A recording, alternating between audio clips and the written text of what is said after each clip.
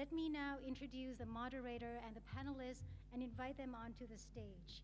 As a moderator, please allow me to invite Professor Shubhakar Dakal, Dean of School of Environment, Resources, and Development, AIT.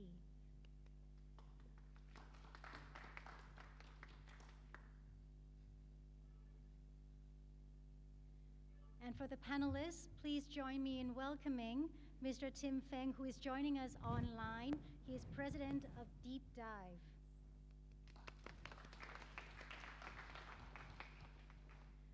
Ms. Jamie Brennan, Director of Commerce, Loyalty, and Lifestyle Product at True Digital Group. And Mr. Noppon Techapangam, Founder and CEO at Non Non. He's making his way right from the top to the stage, so that's going to take a little bit longer. So another round of applause, please. Thank you all. Now I'll yield the floor to the moderator.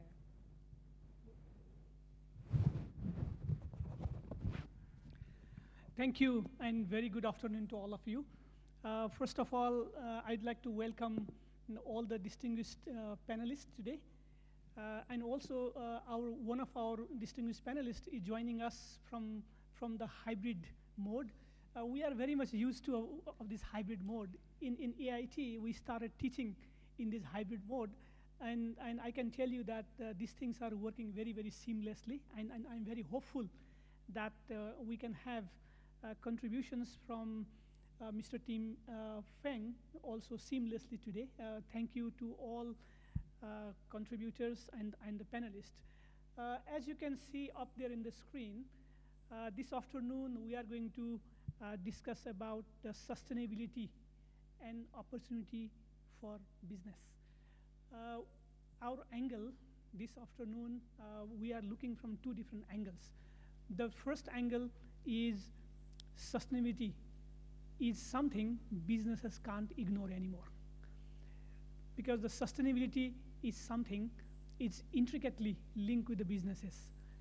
Because the businesses affect sustainability, different dimensions of sustainability. At the same time, businesses are affected. That link is very, very clear. When I say business is contributing to sustainability issue, we have greenhouse gas emissions, we have air pollution, we have waste problems, we have lots of other activities, businesses, household, industries that contribute to.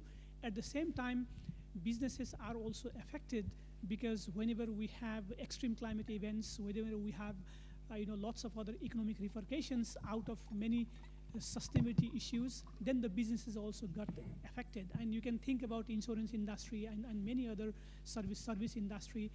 During the pandemic, COVID-19, all of us have experienced the brunt of nature. So businesses link with environment, with sustainability is bidirectional.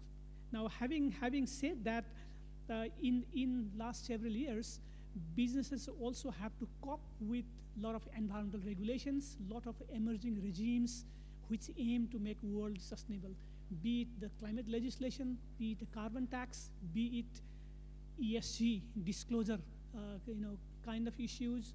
Even as you know, in Thailand, even for the SET, this stock exchange of Thailand, mandated ESG since 2014, and now actually SCT is actually one of the high-performing stock exchanges around the world in terms of ESG, quality of the ESG reporting. So you can see that now businesses have moved beyond CSR. CSR is no longer enough. Information disclosure and integrating ESG, environment, social, and governance, that is very, very integral part of it. So that's one dimension.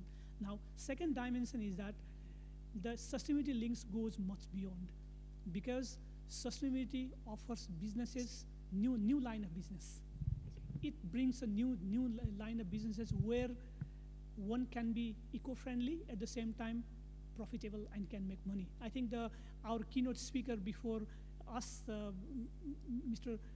Taiwat, already made it clear that I was very happy to see that your green portfolio is actually, you want to make 40% of the green portfolio by 2025, moving from 0 from 2010. As you can see that sustainability is also offering one line of businesses that the company can look at. So in this particular session, we'll look at this both sides, and all of our panels, and also at the end, I also hope that Bangcha Corporation CEO, President Mr. Chai would also make few comments at the end, that how all these things play out, and how businesses actually cope with all these emerging issues. So having set that stage, what I want to do is in the first round, I would like to invite all three of our panelists to give around 4 or 5 minutes opening talk regarding what sustainability means to you.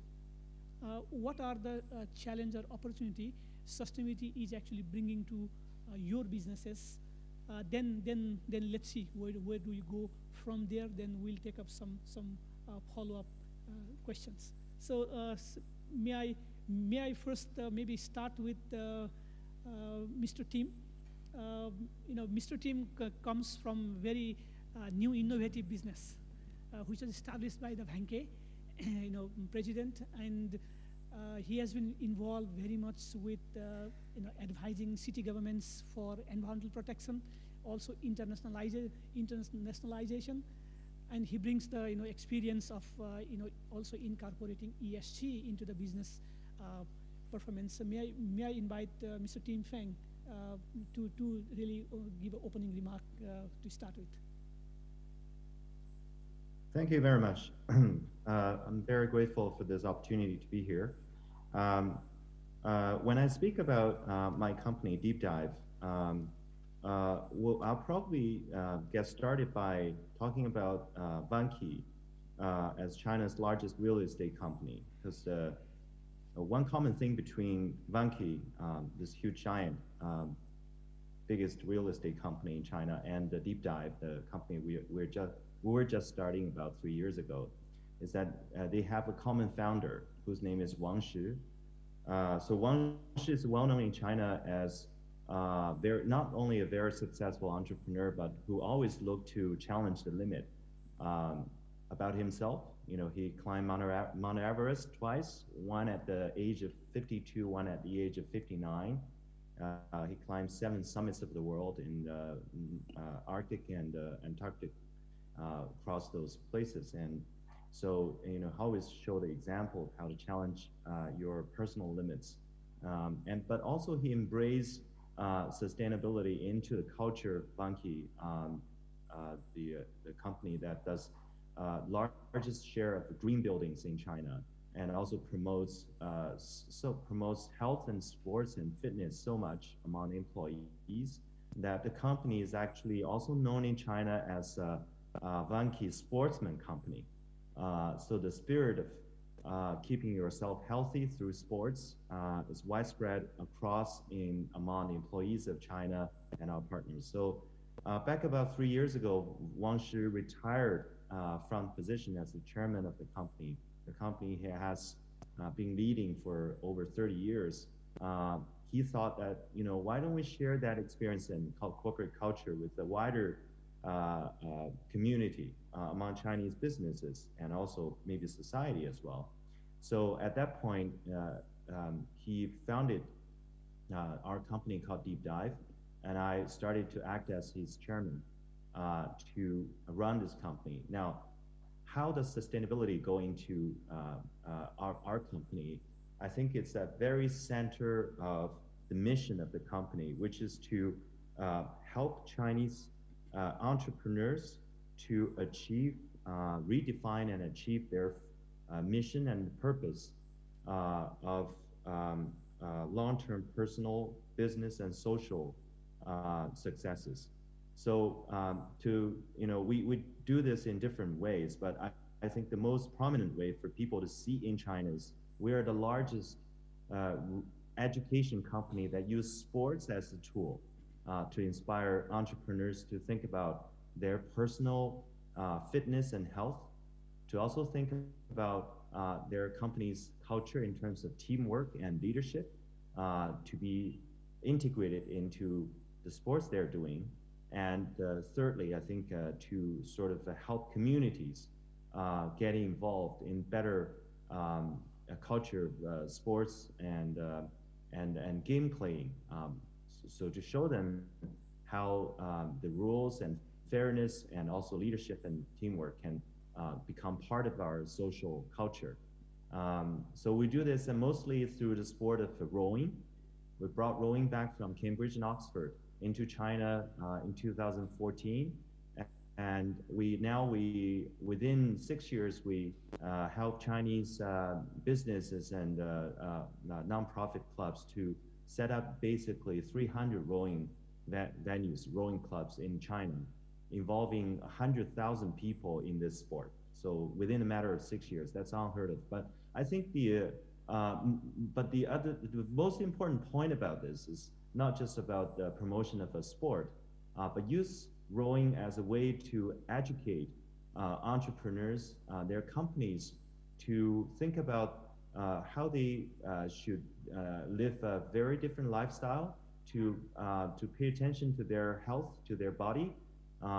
So Vanke, the company Wanshu created, has the saying is that we wish all employees could live, to work 10 years longer in their healthy life. So I think that this same belief, same culture, we want to spread to other Chinese businesses and entrepreneurs. So when we talk about sustainability of businesses, I think that we first talk about their leaders, the entrepreneurs, how they could become more sustainable, how they can work and live a very healthy life. So this is the way to give them that opportunity to rethink about how they can live differently.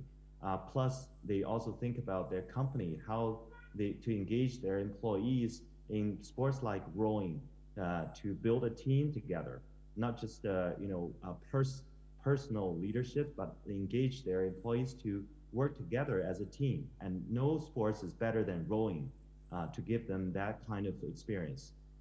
So I think that as a start is really what we wanted to do. So every year we organize the executive education program for Chinese entrepreneurs. Each year, about 100 people, entrepreneurs getting involved and participated in our program in China, but also in Cambridge, Oxford, Harvard, in different universities around the world to experience the culture, to sort of make change in their personal routine, get on with the more healthy life, and then change their business. So that's, I think, it's a big part of our sustainability, and it's very central to what we are doing and who we are. Thank you.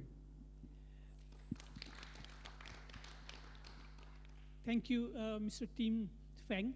I think the sustainability, teamwork, leadership, and also re-education. So I think these are very, very integral part of the businesses, and we are very happy to hear the contributions from the deep dive, the new company, enshrined with also the principles of all this sustainability coming from the Vanke, company. So I think thank you for that remark. Later on, as we go forward, we'd like to also see perhaps what are the challenges really businesses are facing in order to really implement that or to upscale that. So we'll take up some of those questions later. Before that, may I also invite Mr. Nafol Techafhangam. I hope I pronounce your name correctly. I hope not, but maybe I did fairly justice, fair justice with you. And also, I think one of the beauty of the company, I think Mr. Nifol comes, is also the sustainable business. He comes from the company with the innovative way on how the mattress and beddings really is utilized in the hospitality industry. So I think I particularly like his business motto: "Sleep can be green." I think sleep can be green. I think this is a very interesting motto he brings with. Also this whole idea of the circular economy we have been talking about, and making businesses out of the sustainability practice. So I think this is what I understood that your company really excels in recycling, and rather more than recycling, it's an upcycling. So these are very important pointers, I think, I'm sure Mr. Nafol is going to share with us in this sustainability debate. Yeah, well, thank you for the kind introduction. It's an honor to be here. Good afternoon, everyone. So my name is Nopon, or you can call me Naps, actually, to make it simpler. So my background is in the mattress industry. So my family has been in the industry for a very long time, around 90 years to date. And so I myself worked in the family for 10 years. And so how I see sustainability is three things, I think. First of all, it's a way of giving back to the planet. Because I think we have taken enough, like over the past 100 years, I think, since the dawn of the Industrial Revolution, we have taken a lot from our planet to support our lifestyles, support our economic growth. So it's time for us to give back. Secondly, it's a way of paying forward, because I think we have already taken so much from the world, and there's not much left for the future generations. So I think it's time for us to do something to rectify the situation and to make sure that our children, grandchildren have enough resources to sustain the current way of living, and also the future economic growth. And thirdly, I think it's a way of solving business problems. So within the mattress industry, where I come from, I see two main pain points actually for the 10 years. So the first pain point is a lot of hotels, resorts, and other kind of hospitality businesses, they have problems acquiring or purchasing like mattresses, quality mattresses outright. So they were looking for a way to pay for the mattresses, or to spread that upfront investment over time instead of in one lump sum. So that's one thing. And the second thing is they have issues disposing of their mattresses or like large item waste in an eco-friendly and ethical manner. So that's why we came up with our business model. So what we provide at Nonon is we provide like a mattress subscription service to hospitality businesses. So this could be resorts, hotels, hostels, dormitories, etc. So this is a long-term rental program which could last between 5 and 10 years. And at the end of those 5 to 10 years, we collect back the mattresses, take everything apart, and recycle the components. So this solves and addresses the two pain points faced by the industries. And I think it's a win-win situation for everyone. It's a win for the environment, obviously, and it's a win for our customers, hotels, resorts, etc. And it's also a win for the mattress industry itself. Because with this model, we would actually end up increasing our sales as well in the long term, but then in a more eco-friendly and sustainable way. So that's my take on sustainability. Thank you. Thank you, Mr. Nifal. I think how to upscale business is very important, because we have been talking about sustainability for a long time, at least since Earth Summit in the 1990 era. So how to upscale some of these sustainable business practices, and that is something very important. And I think the type of new business you have started or you have excelled is one step forward, moving towards creating new kind of business around this sustainable practices. So I think that is very good. Now I'd like to invite Miss Jamie Brennan. Jamie comes from the True Digital Media. She's a director of the Commerce, Loyalty, and Lifestyle product. We all know the True. Many of us might be using a lot of services from the True. And different company. Right. Then particularly, this digital business, digital economy have really exploded in last few years, especially during this COVID-19 pandemic. We have special maybe a rise, I would say, tremendous rise in this era. So let's first start with what this all sustainability debate means to your business right at this point. So I'm glad to hear that on this panel and in the conversations before that we haven't just focused on sustainability as environmental impact, though it's incredibly important. What I saw from your presentation, there's additional SDG goals, right? There's the dignity in work. There's the right to actually have a good future through technology. And also the sustainable business models that allow us to keep giving goods and services over time so that we can sustain the economy. Can you hear me? Okay. But so if 2020 has taught us anything, it's only that the most sustainable will actually survive. And now, one of the things that we've seen with COVID is that it's brought about many changes that none of us expected. And For True Digital, we were trying to figure out for us, if we're going to give back to the community, what resources and knowledge do we actually have and how can we use that? And so what we did is we said, well, we do have data, we do have technology. So we decided to look at how can we support the businesses. So we used our resources during COVID to create tools about movement and crowdedness for the CDC so that resources could be better allocated. We looked at how to be able to do telehealth so that people could stay safe and stay home. We also looked at how can we have robotics in healthcare. And then last but certainly not least, we offered free insurance to our group by using our TruePoint system, both to our customers and to our individual employees.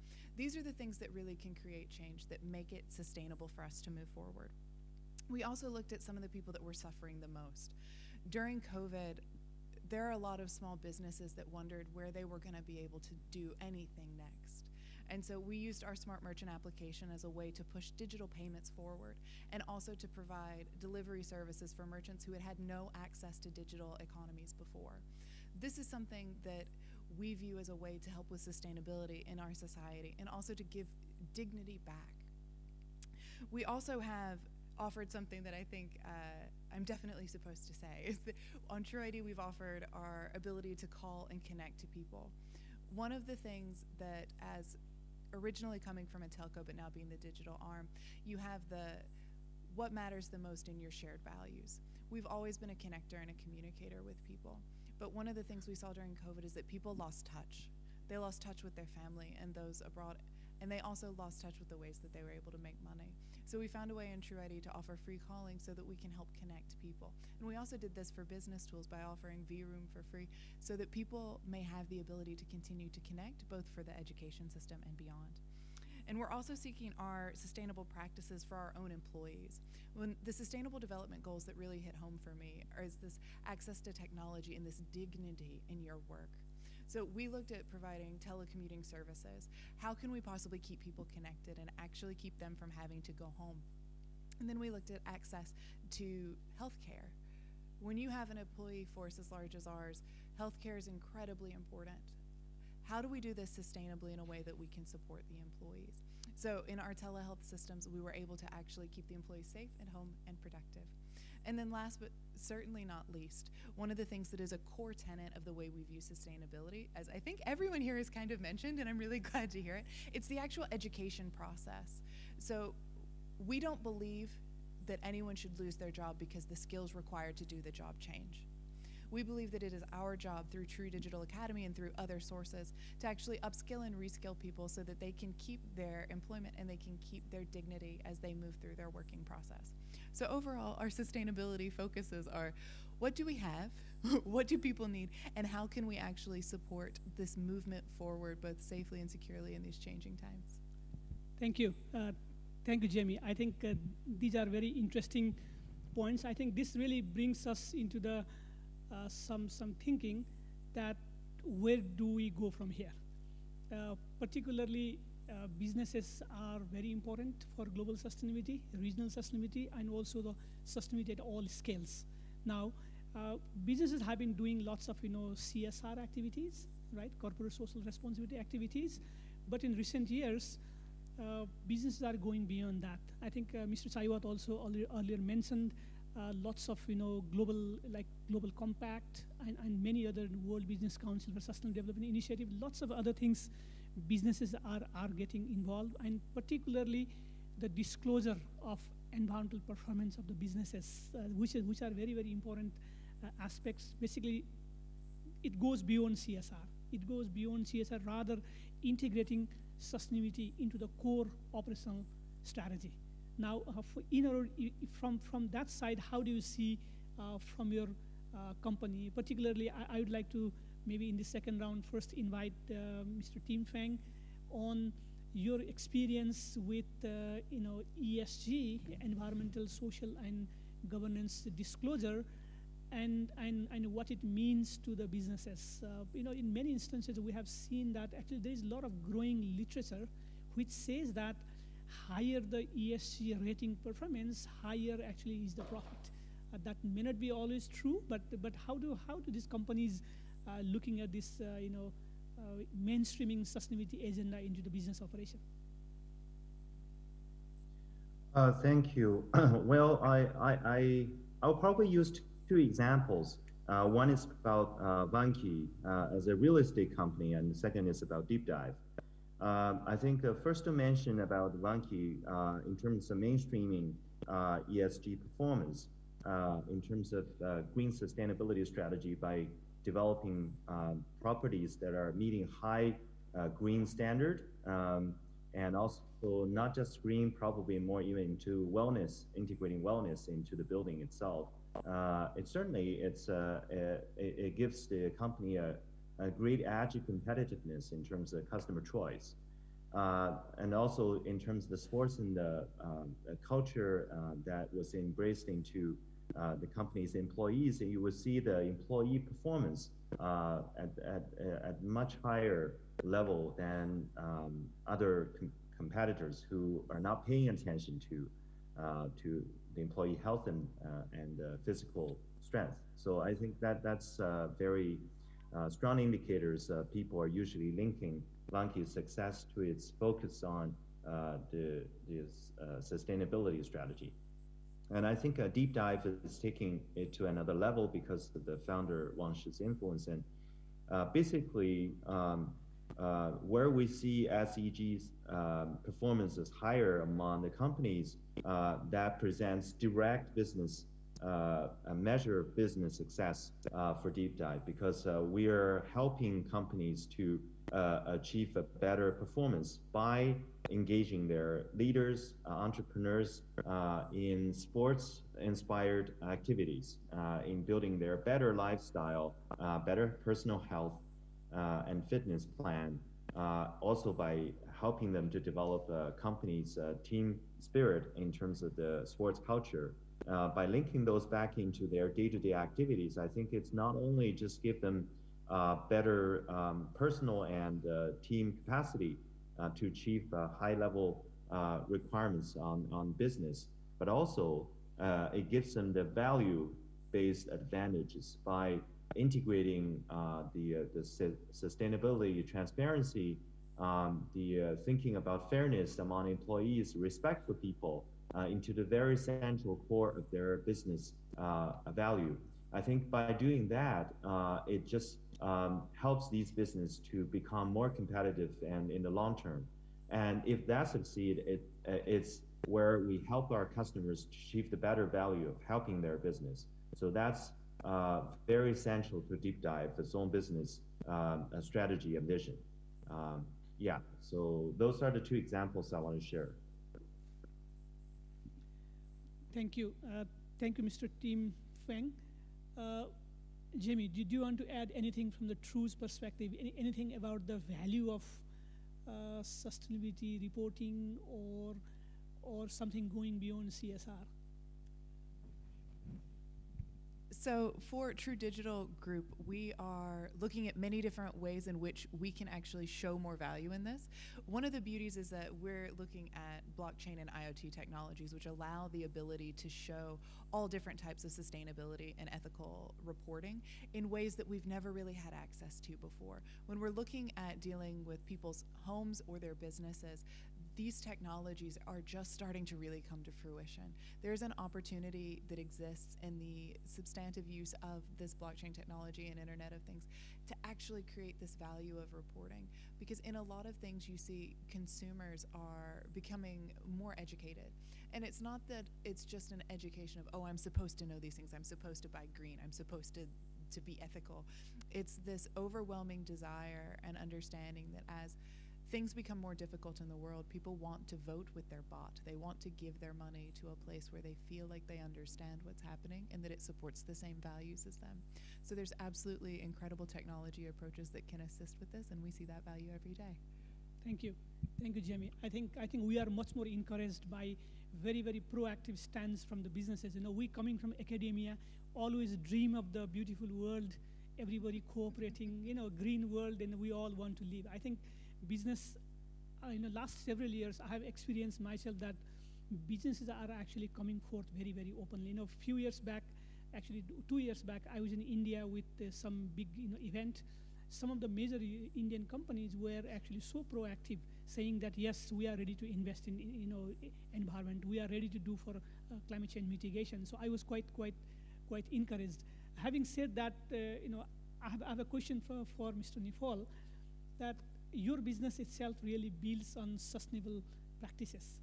And we have seen that there has been surge in different kind of businesses which really builds on sustainability practices, be it innovative waste management, be it the renewable energy like a solar, or be it the bio product based industry, or be it the energy service company, or other kind of company which really promotes circular economy, make waste as a resources, renewable energy, all kind of spectrum we have opened there.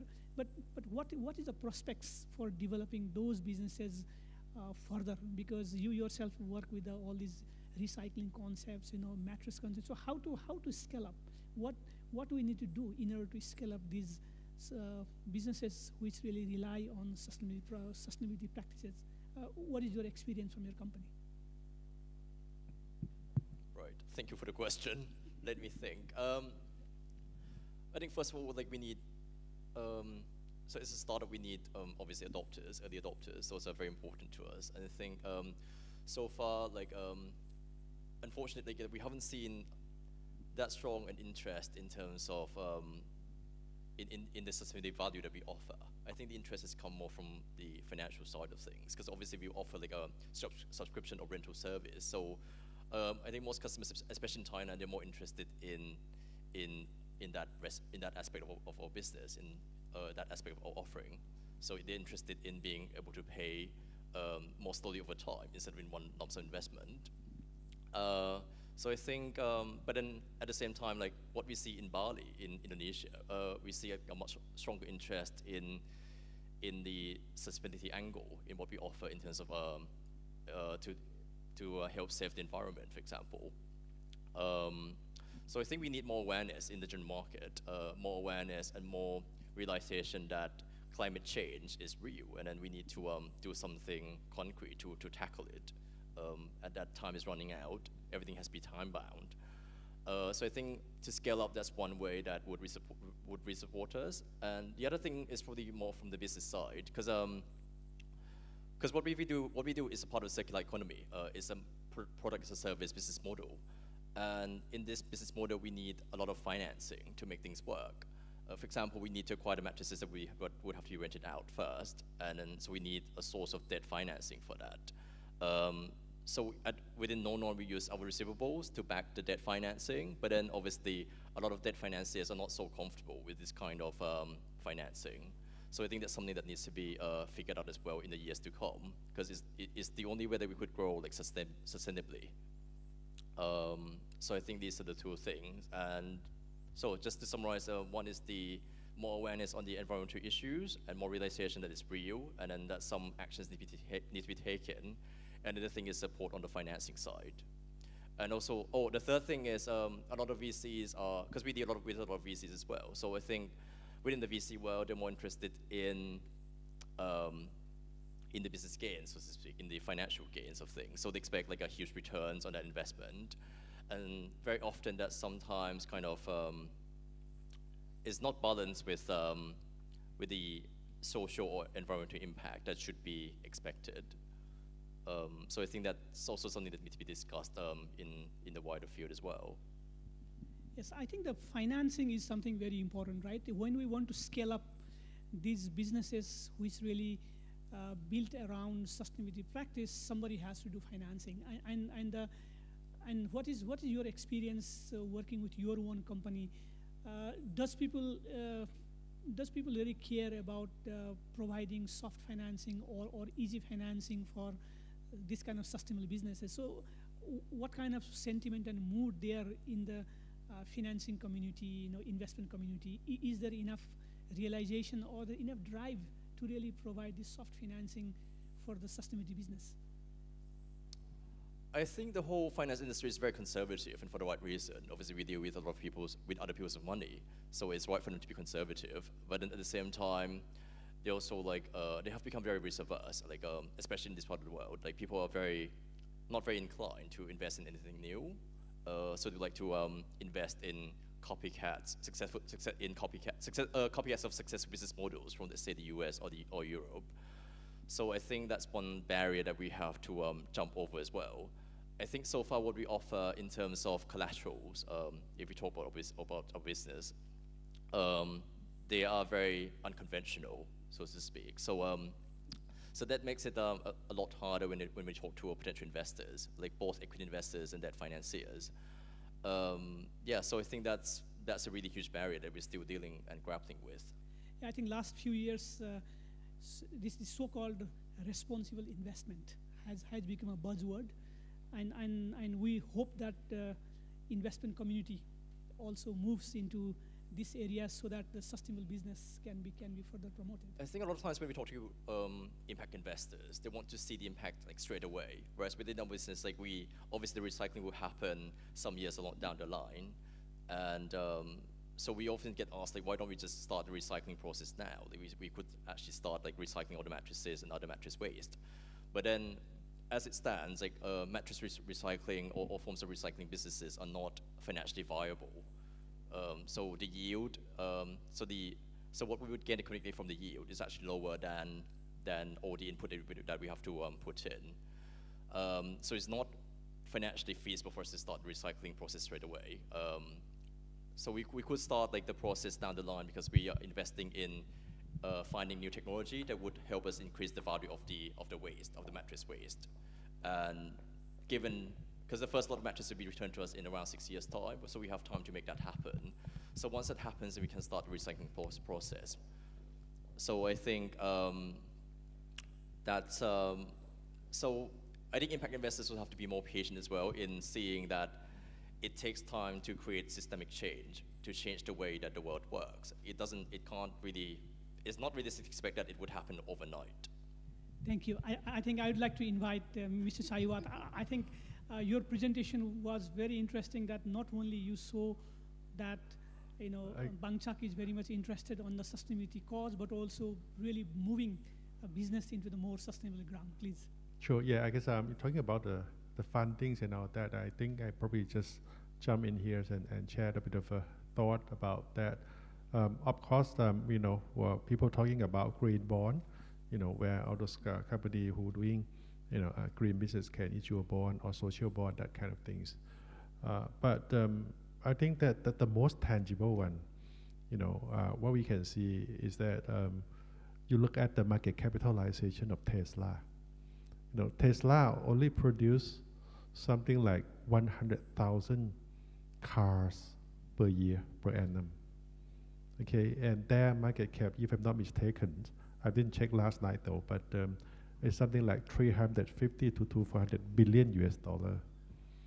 Where the next largest, car that listed on the stock exchange is Toyota. Toyota make about 11 million cars per annum. Okay, but most of them are ICE, and their market cap is not even half of Tesla. Okay, so that's why the investor actually give value to all this thing, and actually it's the same theories that what I did with BCPG. As I said, that Bangchak is a parent company, is listed on the stock exchange in 1994, but 3 years ago I spun off BCPG, which is basically a company is doing what we call green electron, right? That generate powers from renewable source. And clearly, they've been listed and they have earning multiples, price to earning multiples of something closer to 20 times, where Bangchak only get about 6 to 8 times. Actually, at the moment, BCPG is bigger than BCP's market capitalizations. So that's really obvious reasons that I guess people are actually, especially the investment committees, giving some weight behind all this renewable or sustainability business. And we also actually planning to list our bio-based companies, BBGI, on the stock exchange as well. We hope that we will probably get more or less the same tractions as what we did with BCPGs. maybe I can share more about ethanol business. As you can see, back in April, in the midst of the pandemic, Bangkok was locked down, right? And at that point in time, if you remember, the alcohol gel is very sought after. You really need alcohol to wash your hand, and the concentration need to be 70% up to make sure that you can kill the germs. Otherwise, it's not helpful.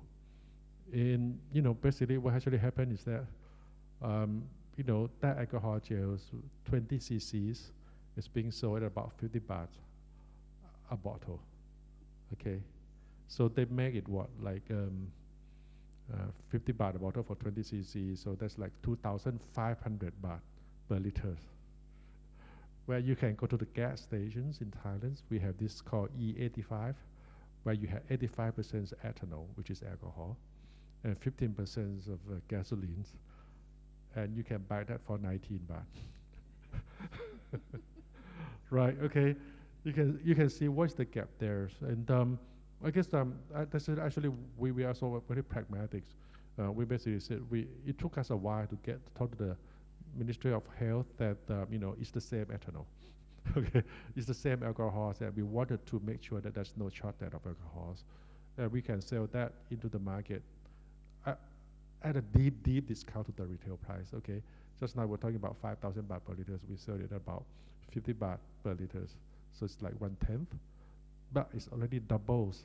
If you were to sell that into our service station, it's only 19 baht, right?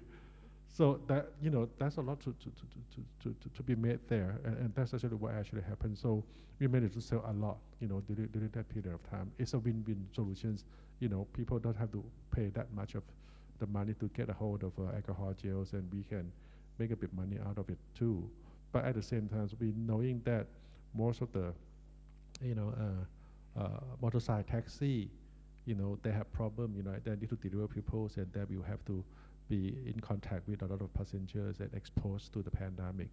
And we were thinking about doing the handout of the alcohol gels. Turned out that the packaging is so expensive. Okay, it's not alcohol gels, but it's the packaging. Okay, 20 cc's, 50 baht, the packaging account for about 25, 30 baht. Okay, and then the rest are profit, right? So what we figured is that then we might as well that we put the alcohol in a tank. You bring your own packagings, and we give it for free.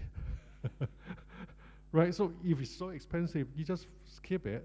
Everybody, you can have a little bag of your own, or a little bottle of your own, and you top it up, just like topping up your tank, and then you get the alcohol gels out. And it was so popular, people are queuing up.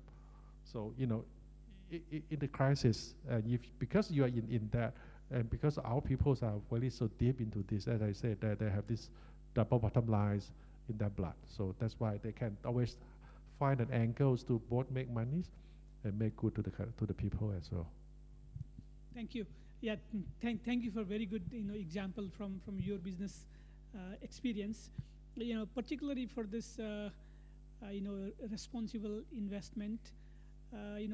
Recently there was a report from Securities Exchange Commission of Thailand, SCC, that actually they have ESG bonds, and ESG bonds actually got more popular during these lockdown, during this economic slowdown period. So I think I was quite interested to see that this ESG bond is really moving forward, and that could be some kind of indication. Is that an indication for responsible investment?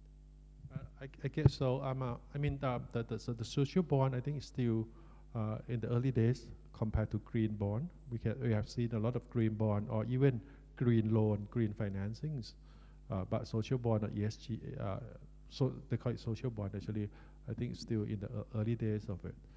But if you look at the investment communities, especially those fund manager in the Europe or UK, you can see that it's become a must now. You need to have a tick box about ESG for each of the big corporate, and if not, then during each and every AGM, they will come to the chairmen or the CEOs to ask, where are you up to about all this, and especially oil and gas companies. What are your green initiatives? and how much you earmark for the green investments each year?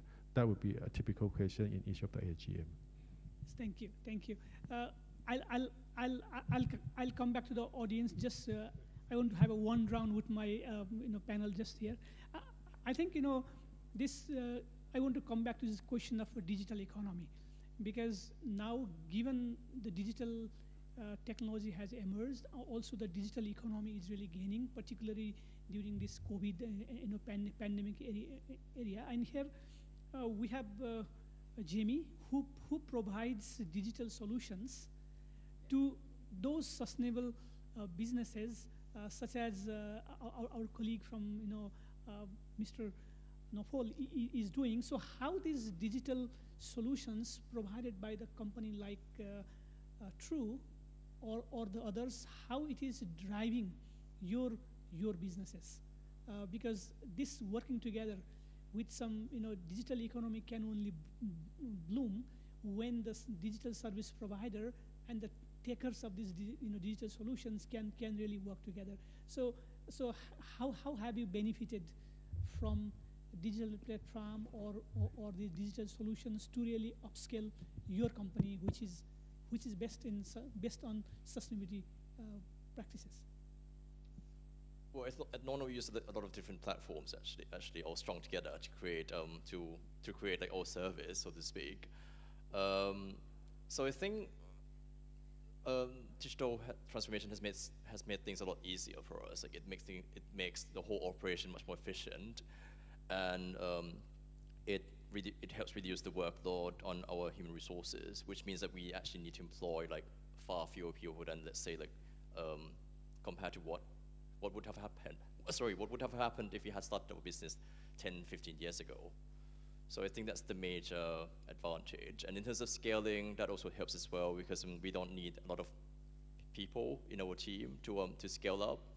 And it also helps in terms of communication as well. Like, we could, our colleagues could be anywhere in the world, literally. Because, for example, like during the, back in March, like my colleague was actually in London, and she was stuck there for like several months. And then with the advent of Zoom and other kind of digital services, we could actually keep in touch and make things flow like smoothly. Thank you. So I asked the same question to Mr. Tim Feng, that how this digital technology have really helped you in order to sustain or upscale your business?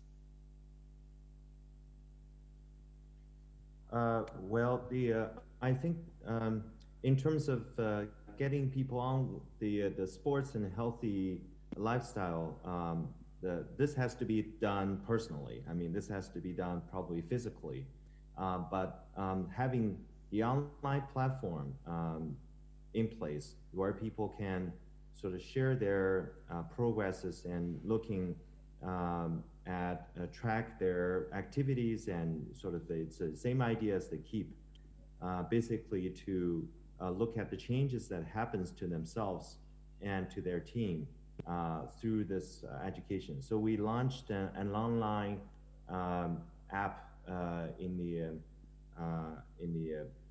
the smart phones, and where people can track their rowing, track their running, track their ergometer practicing. So they interact with each other and organize the online competition to get people on with this culture. This is one thing, but the other thing is also, I think, if you work with the leaders in these companies, and also you create success stories you want people to know. So to work with the new media, in China it's TikTok, it's about WeChat. You always create this online community of experience and also success for people to tell each other how they transform themselves, transform their business and society. I think it's just reinforcing that trend of trying to build a better life and better business. I think that we're exploiting a lot of these new technology in the social media to get people together on a new transformation process. Thank you, Tim.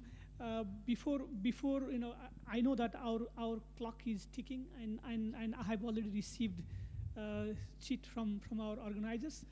Before I request our distinguished panelists to make final remark, I'd like to take one or two questions from the floor. I think Mr. Beno has some question. Yes, thank you very much. A fantastic panel, really extremely interesting. I just want to make one comment and one suggestion. The comment is that when I was listening to Nopul from the sustainable mattresses, when I came to Bangkok 3 years ago, I had to make a choice to what kind of mattress do I buy for my own house, for my own sleeping room. So I came across coconut husk mattresses, and I bought that one. So it's a question of choice. I have a sustainable mattress in my house. And what you just said with Tesla and Toyota, it's again a question of choice, because you can buy similar cars with similar ranges, 600 kilometers, same cost, and it's your choice which one you buy. And I think Tesla was very important for the vehicle industry to make us awake, that we have choices. So we all have choices every day, all of us. And especially us talking about sustainability, we should also lead by example to make the right choices. My second point is for Bangchak. So yes, Mr. Chaiwat, and also this morning from Mr. Harold from BGRIM, we heard quite a number of times today something about biofuels. Now, biofuel does not equal biofuel. There are good biofuels and there are bad biofuels, as we know, because we have 820 million people in the world suffering from not getting enough food. And there is the controversial issue whether we should actually produce biofuel on areas where we could produce food. So this is still a very important question. Having said that, I would like to use the opportunity as an outcome from this seminar here, from this fantastic seminar, which I really enjoy a lot, and I'm very thankful for AIT and all the panelists. I'd like to invite Bangchat and AIT to UNESCO. We will organize a seminar between the three of us. We could also invite others, and we can discuss biofuel a little bit with each other. Not without selfish reasons behind that, as you can imagine, positively selfish reasons though. I mentioned before that at UNESCO we developed a method of producing mangroves afloat on the oceans. We call them les arbres des océans, the trees of the ocean. We have tested that in 2012 in the state of Qatar. I went to Qatar a number of times since that time, and I looked at my mangroves, as I call them, they're still growing entirely with seawater. They don't need land, so they don't compete against agriculture for food, and they don't require very limited amounts of fresh water. Let us not forget, 97.3% of the water that we have on the planet is seawater, salt water. Only 2.7% is fresh water, and half of that is locked away in ice in the glaciers and in the North and South Pole. So this concept of floating mangroves, it functions. We have tested it, but it needs academia and the private sector together, maybe with UNESCO, to develop a prototype and to measure scientifically how feasible is it, how profitable is it, how much biomass can we produce, what can we do with it in terms of biofuel, how profitable can it be. And for that, I would like to invite a seminar between your company and AIT, and I'm happy to also invite others. So we will do that in the first 3 months of 2021. So I'm very happy about the outcome of this also on a personal level. Thank you. Thank you.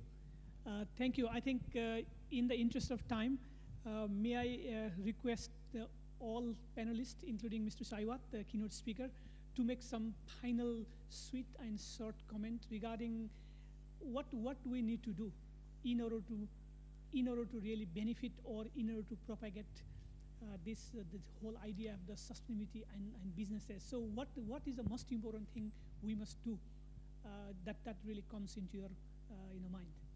We start with Mr. Saiwat. Right. It's very good questions, and I guess probably basically what I've been doing, during my times in Bangja is that we dare to do things, we dare to make a difference. Okay, when we first introduced this bio cup, everybody look at me. You crazy? You are doubling the cost. You're not doubling. You're tripling the cost of the cups. Okay, but and then right after that, eventually we will evolve, and we will find a solutions to handle it. So don't discourage yourself. You think if anything is good, then go ahead and do it. The other thing I can share is that I went into Uniqlo in Tokyo and then see a lot of handicap actually working there. I thought, why not I do it here in Bangchak as well? So the next day I talked to my HR saying that, see, we have to donate that anyways, turn that into the salaries and high, handicaps. At the moment we have about 15 handicap working in Bangchak on daily basis, and we just treat them as another one, just another employee. So that's what happened. I believe that when you see something is good, dare to do it. Okay, dare to make a difference. Don't discourage yourself. I guess that's probably my last take for this one. Thank you. Mr. Tim, do you have some last word on what is the most important things that we need to do, at least one important thing really in this sustainability and business area? Well, I want to make 2 points. One point is that we should always remember that at this point in time, sustainability is no longer what we do, but who we are. So sustainability should be really down at the very deep level, at the root of our business and strategy. So that's one thing. The second is that always start with the leaders of actions and try to showcase their success so everybody else will see it. Yeah, so those are the 2 points I want to make. Thank you, Tim. Mr. Nafol? I think given how urgent the situation is, I think we ought to accept the risk and just make the jump. Because oftentimes, especially for us as a startup, like we are not entirely sure how things would work out, how things are going to happen in terms of debt financing or recycling, further down the line. But then we have some inkling, that with regarding on how things could develop in the future, but it's not certain. So, but what we can do is just to make the jump and then try to make things happen. And then what I found personally is that once we started, then somehow you'd find a way. Along the way, doors would open, you'd meet more people, and then you'd meet more opportunities. And then somehow things do happen along the way. Thank you. Jimmy? Last but certainly not least. So just one small point. I would say focus on waste. There's some really interesting stuff happening in biofuels that is the process of agricultural waste. We're seeing it starting to be used in CP. It is incredibly fascinating stuff. So that you're not competing, you're just taking the waste products, which I think is part of the CUP plan, right? But back to the question at hand. Yes. So if we're looking at how we can better enable this sustainability in businesses, the digital economy is an incredible part of this. And I'd like to just take a second and say, one of the things that we've learned this year is that you can never waste a good crisis. COVID is a crisis. It's a global crisis. But what has it actually done? It's harmed millions of people, which is terrible, but it's also implemented telecommuting, telehealth, the ability for people to actually access infrastructure. And Thailand is incredibly lucky. So there's a wonderful paper that was written by Matthew Perkins at SCAP, focusing on how does network infrastructure impact GDP. Thailand was in the 4th decile for GDP. That's pretty good, right? We're there with Iraq, Iran, South Africa. It's not so bad. But what was exceptionally important was that Thailand is actually much higher at their infrastructure level. So we're actually more comparable with places that have a much higher GDP. And why is that important? It means that we have the infrastructure to succeed in the sustainability market. When we talk about a lot of the pieces of sustainability, so many of them are technology-based. The ability to do blockchain, the ability to communicate seamlessly with your colleagues, and also the ability to gather data and actually monetize this data and turn it into key learnings. Thailand has the opportunity and the infrastructure that exists right now, and we're starting to see the imperative that makes the sustainability possible. So let's find a way in our everyday choices to show the imperative. The imperative is not just COVID-19. The imperative is the sustainability of our planet and the dignity of each and every one of us as we move forward in the rest of our careers and our access, of course, to education and technology. Thank you, Jamie. Thank you to our keynote speaker, Mr. Saiwat, and all our three distinguished panelists. We try to focus on this question of sustainability and business. We try to see really what it means to the businesses, because business affect sustainability issues. Also, business is impacted by the different impacts of sustainability and a lot of crises. So in that interconnections, how the business really make profit, also same time be eco-friendly. So I think that kind of discussion we had. And the second important discussion we had is there are lots of new business opportunity have arrived because in the name of sustainability, be it renewable energy, be it recyclable mattress industry, be it education and other environmental services. Now, how to sustain this business is important. How to do responsible investment, and most importantly, how to upscale that. Because we started all this initiative, it needs to be scaled up to the level that we have meaningful impact on the globe. Remember that we are aiming for global sustainability. If we just say from the viewpoint of climate change sustainability, we have to cut back greenhouse gas emission by 2050. We have to be carbon neutral by 2050 if we want to achieve 1.5 degree climate stabilization. So this not only climate change, there are different dimensions of these environmental issues, and I think business is very central part of it. And without the business, science community, and the practice and society, without all these stakeholders working together, we can't solve these big global challenges. And I'm very hopeful from today's discussion and debate that our businesses are very much aware of it and they like to be in a driving seat. Thank you.